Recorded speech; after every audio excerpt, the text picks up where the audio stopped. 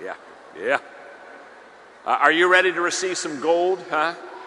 Hey, hey, hey, hey, hey, hey. Come on now. Come on, back your truck up. Come on.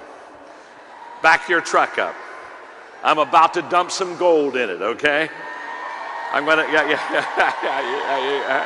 come on, back that truck up. You got a big truck here, huh? I'm gonna dump some. In fact, just look at your neighbor and say, John's going to dump gold on you. Yeah, he is. He's gonna dump gold on you right now. Back the truck up. Are you ready?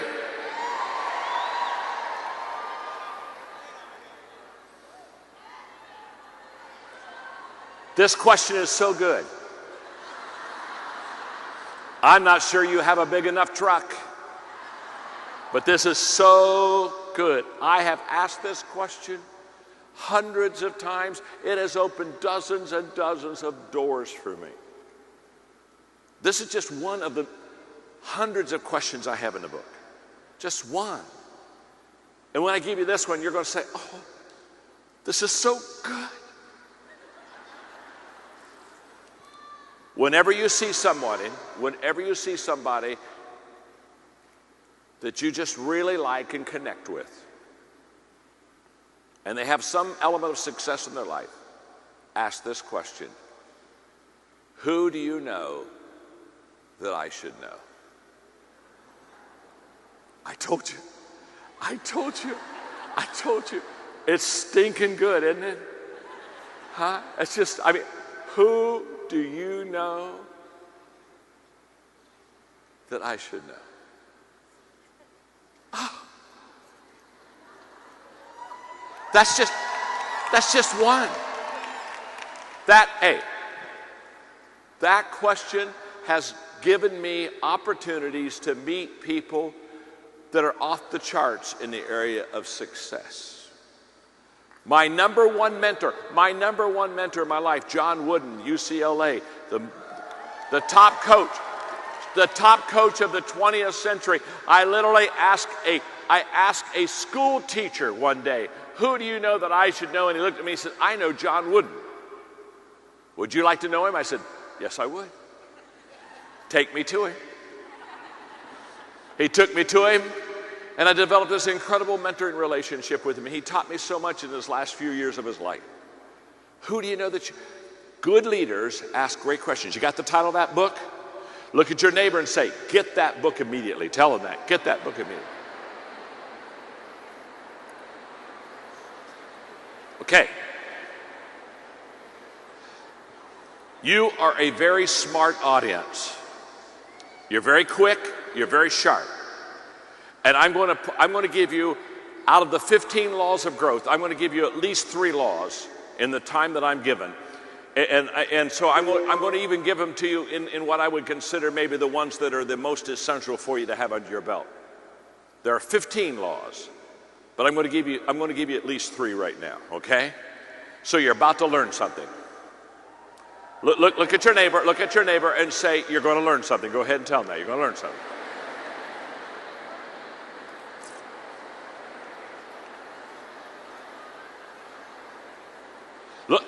Look right back at your neighbor and say, and it's about time.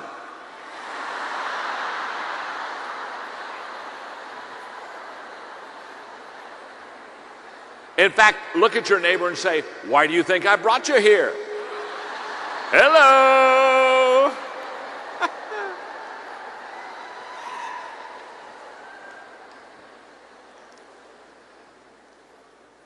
You see, if I could step off this stage, if I could come off the stage and I could come down to where you are and I could have a one-on-one conversation just with you, just you and me having a one-on-one conversation, there are 2 questions I would ask you. And these 2 questions I would ask you are absolutely essential to your success in this business. Question number 1, what are you doing to develop yourself? In other words, what are you doing to grow you? Because the only way that you can grow the business is to grow you. So the first person that you work on, the first person you grow, the first person that you develop is you. What are you doing to develop yourself? What are you doing to grow yourself? That's the first question I would ask you if you and I could have a conversation, just one-on-one. The second question that I would ask you is, what are you doing to develop others? What are you doing to grow the people around you? What are you doing to develop your team? How are you growing your team? I have a couple of friends that are in your business, Andrea and Jill.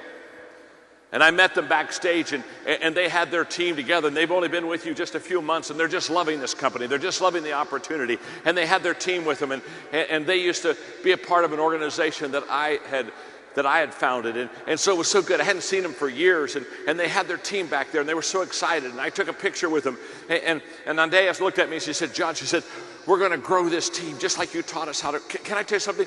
Your personal growth and your ability to grow yourself is essential to your success. It's essential to your success.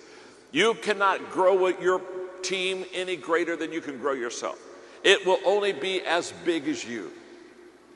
And so the laws of growth are just absolutely essential. You got to get them. They're laws. They're not good ideas. They're not principles. They're laws. A law is higher than a principle. A law works in every culture. A law works with both genders. A law works regardless of the time. The laws that I give you worked 500 years ago. The laws that I give you will work 500 years from now. They're laws. They're laws. This is huge. I started writing laws when I wrote the 21 Irrefutable Laws of Leadership. And then I wrote the 17 Laws of Teamwork, and now it's the 15 Laws of Personal Growth, and they're all laws. I remember a guy coming up to me on the 21 Laws of Leadership, and I was signing books, and he looked at me, he said, John, he said, I disagree with one of your laws.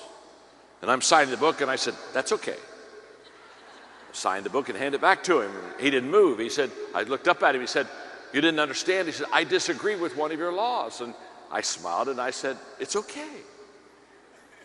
And then I could tell that it wasn't okay with him, that it was okay with me.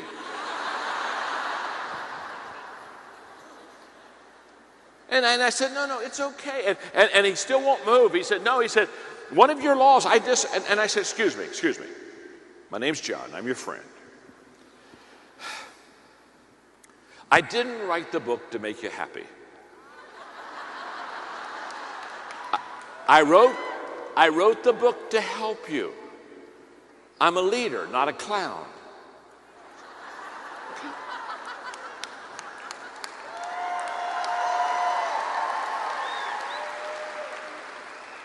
I don't care if you disagree with any of the laws. I mean, it's like somebody said, you know what, I disagree with the law of gravity.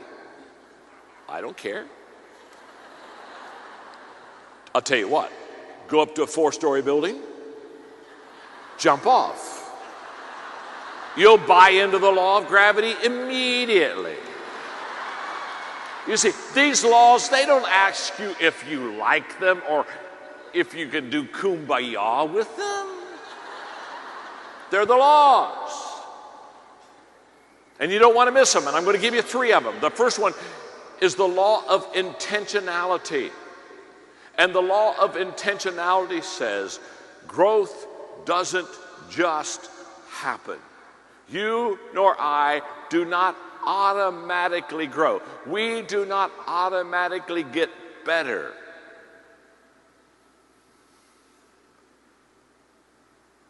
Because you see, when I was 25, I thought that's what happened. I thought we just automatically got better. I thought if we just go to work and do our job, that somehow it would get better. And I didn't know any better until I was having breakfast with a guy named Kurt Kampmeyer, and Kurt looked at me and he said, John, what's your personal growth plan? And I didn't have one. I didn't know I was supposed to have a personal growth plan. Nobody ever told me I had to have a personal growth plan. But I was young and I was embarrassed because I didn't have an answer, and so I faked it. I faked an answer. And I began to tell him how hard I worked, and I just talked. I talked for 15 minutes, just said nothing, but I just talked. And it was like a plane kind of going around the airfield trying to come in for a landing. I was just going around and around and around, and finally I ran out of gas and I landed that sucker.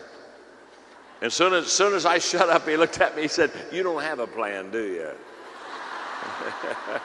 And I said, no, I don't have a plan. And then he said words that changed my life. He said, John, don't you know, growth is not automatic. Growth is not automatic. You don't automatically get better.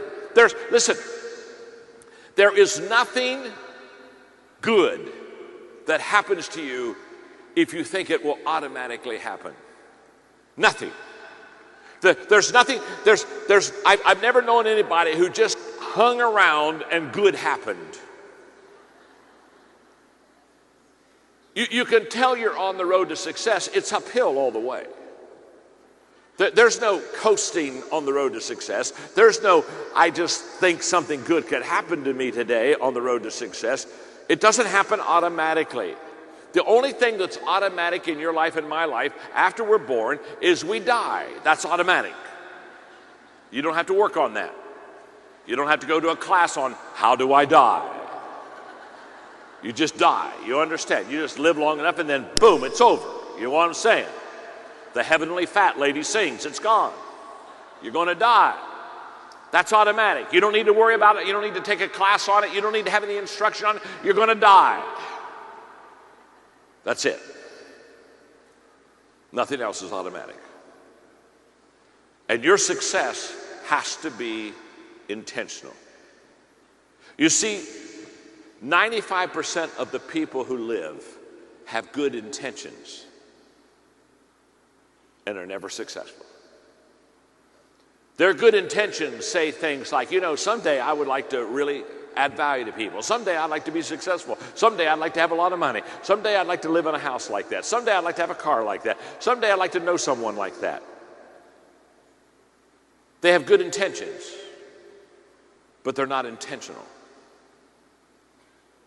You see, when you become intentional in your life, you don't accept life, you make life.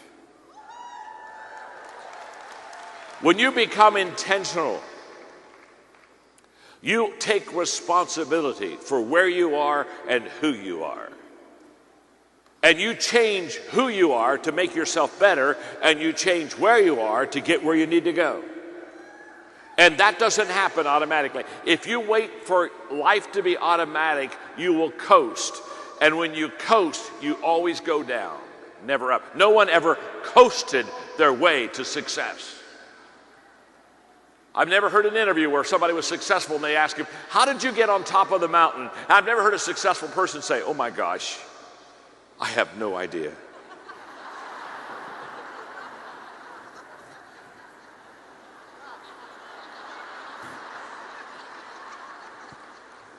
I'm so excited. I'm here. Have no idea how I did this. I think it was in my sleep I got here. No. You have to be intentional. If your life is going to be a life of success and significance, it's not going to be because you hoped for it or desired it. I run into these people all the time that they say, well, if you just have a dream, you'll get there. No. I know 99% of the people die with the dream still in them. Well, if you just believe it, woo! If you just believe it, you can achieve it. Woo! That's stupid.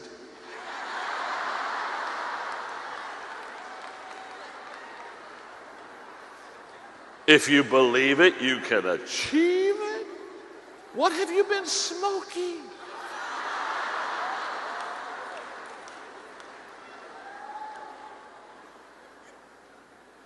That's just some motivational speaker talking that makes you feel good, but the next day you're not sure why.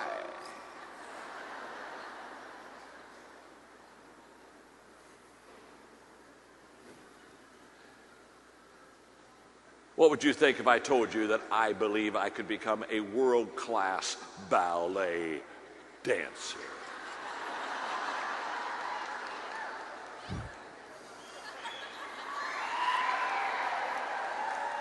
There's something about that body that says no way.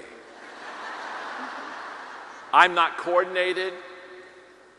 I can't jump, twirl.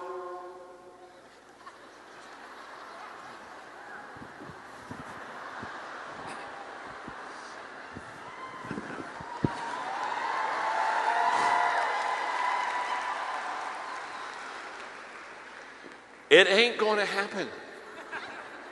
This is the body of a blimp, not a ballet dancer. Hello. I can believe, believe, believe. I love these people. I believe I can fly. No, you can't. Go ahead, just try it. Come on. Just see if you can get, now you can flap. Listen, I don't care how long the runway, a pig can't fly.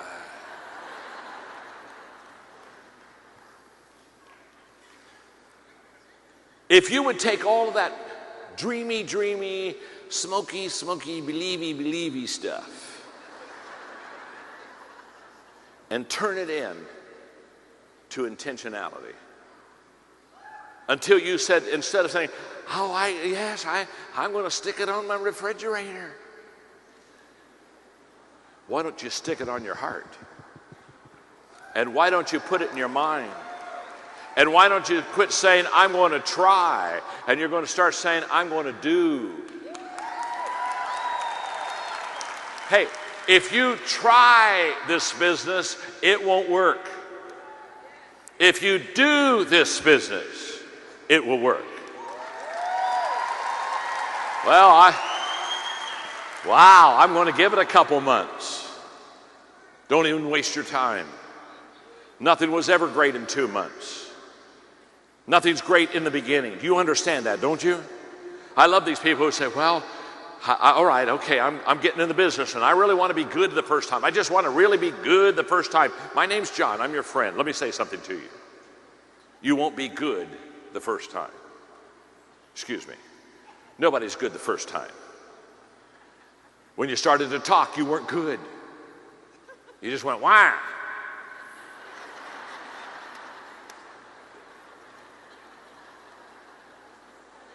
The only person that knew what you said was the grandparents. When you started to walk, you weren't good. You didn't get up one day and say, hey, let's run a mile. No. It's one step, fall down, one step, fall down, one step, fall down, one step, 2 steps, fall down, 2 steps, fall down, 3 steps, fall down, 3 steps, fall down, 4 steps, fall down, 4 steps, fall down, 5 steps, fall down, 5 steps, 6 steps, 7 steps, 8, fall down, fall down. You're not good the first time. That's why you've got to be intentional. People that try to get rich quick, people who try to be successful overnight, people who sometimes look for some kind of a quick fix, just kind of shoot me up with something, baby. It doesn't work. Intentionality works. And only does intentionality work. And the moment that you're intentional about what you're going to do, and you're committed to what you're going to do, this is where everything begins to change in your life. James Allen wrote a lot of wonderful books that had a lot of things wonderful to say. But in his book, As a Man Thinketh, he wrote these words, and I love these words. He said, most people are anxious to improve their circumstances, but they're not anxious to improve themselves. Hang on. They're anxious to improve their circumstances. Oh my gosh, somebody fix my problem, help me out. Can somebody help me? They're anxious to improve their circumstances, but they're not anxious to improve themselves. And James Allen said, they therefore remain bound. What did he mean? It's very simple. They were always trying to fix someone around them or fix something around them instead of fix themselves and improve themselves and grow themselves and develop themselves and take responsibility for themselves and be intentional themselves. So they were always just trying to fix something else or fix someone else. By the way, I read As a Man Thinketh in the 7th grade. You see, my father paid me an allowance I'm the middle child. My older brother, my younger sister. He paid all three of us. When we got to 7th grade, our allowance was based on us reading books. Oh, yeah. And he picked the books out.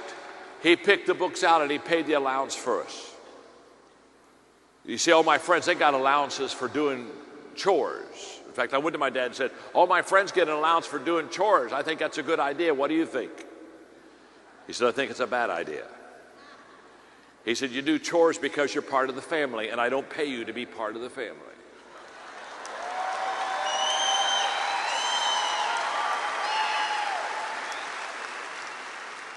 He said, let me put it this way. By the time you were born, you already owed your mother for 9 months of room and board.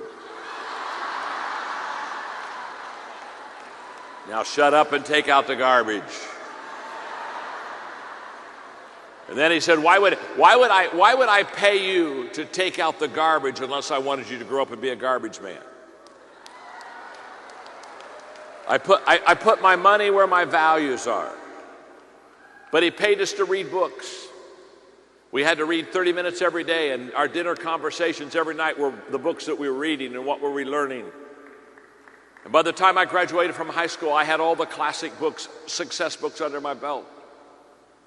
In fact, I was flying down to Brazil, and I picked up, this was about 3 years ago, right when Success magazine came out, and they had an article on the 25 books that you need to read to be successful in your life, and it was a wonderful article, and I read the books, and it had a couple paragraphs describing each book, and when I finished the article, I thought, well, I've read these books, and I decided to count up how many books I read by the time I graduated from high school, and out of the 25, I had read 19 of those 25 books.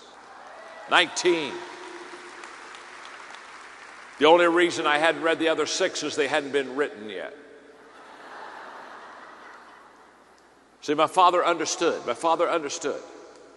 If you put the good stuff into it, and so I paid my children to read books. I pay my grandchildren to read books now. My oldest granddaughter, 14, her name's Maddie, and Madeline and I, she has a Papa list, and the Papa list has quotes that her and I go, and I teach her these quotes, and she gets them, and she'll say, oh, this is a good quote. Do you think it can make the Papa list? They call me Papa. They call Margaret Mimi. Margaret, when she picked out Mimi, she said, I don't want him to call you Pee-Pee.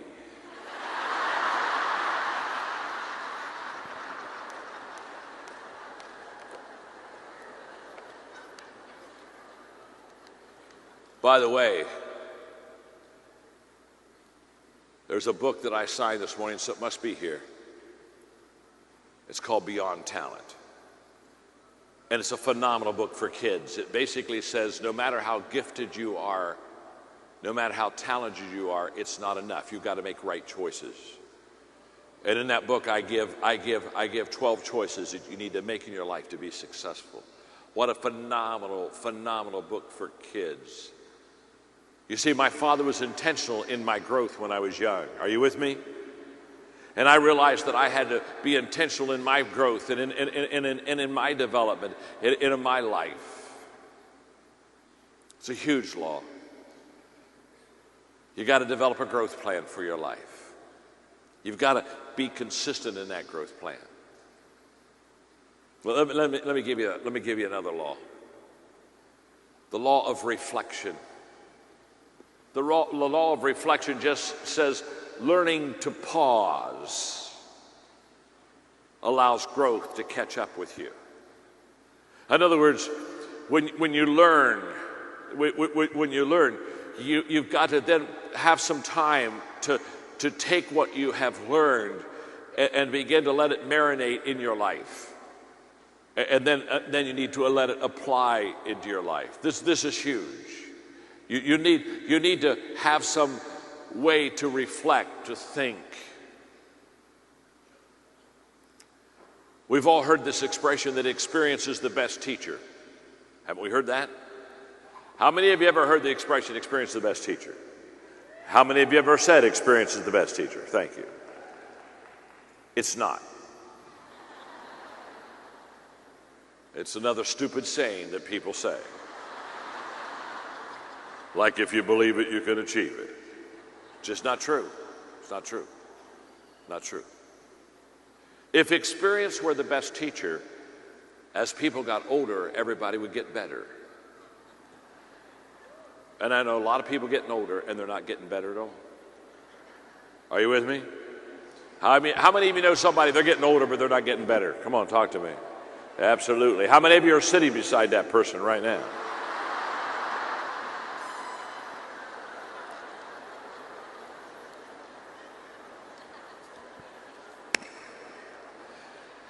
You see, experience is not the best teacher. Evaluated experience is the best teacher. I know people who go through experience after experience, and they don't learn anything. Are you with me? They just have another experience.